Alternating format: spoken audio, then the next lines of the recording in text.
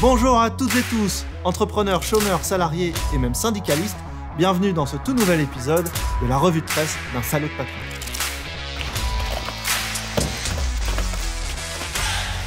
Mercredi 15 mars, Elisabeth Borne assure qu'elle n'actionnera pas le 49.3 pour faire passer le texte sur la réforme des retraites.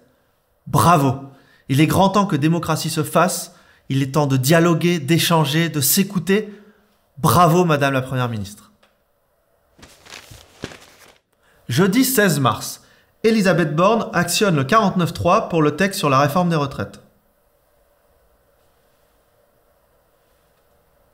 Bah tu vois chérie, quand je te dis que je vais tomber demain, je suis pas obligé de le faire.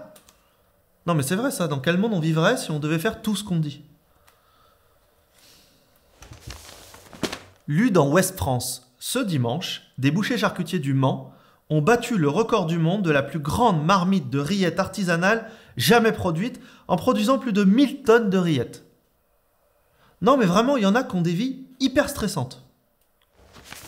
Vu dans Les Échos, selon l'INSEE, les conditions de vie des enfants s'améliorent en France.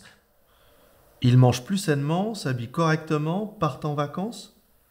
Non mais Émile, c'est des bonnes nouvelles ça. Combien de fois je t'ai dit, on est un média. Les médias, ils parlent pas des bonnes nouvelles, il faut s'adapter, ok? Les gens, ils ont besoin de photos tristes, ils ont besoin de misère, ils ont besoin de pleurer, ils ont besoin de sang, du sang. Il me faut du sang, Émile, d'accord? Donc t'arrêtes. Comment tu veux qu'ils votent Éric Zemmour, sinon? Selon La Dépêche, Gérald Darmanin accuse l'extrême gauche de vouloir attaquer la République.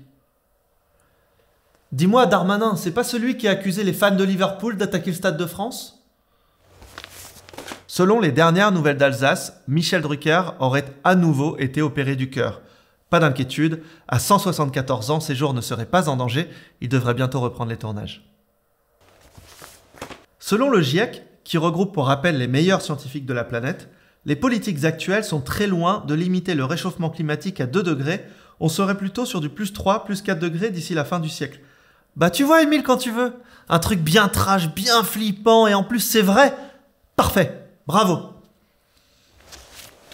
Info Le Parisien.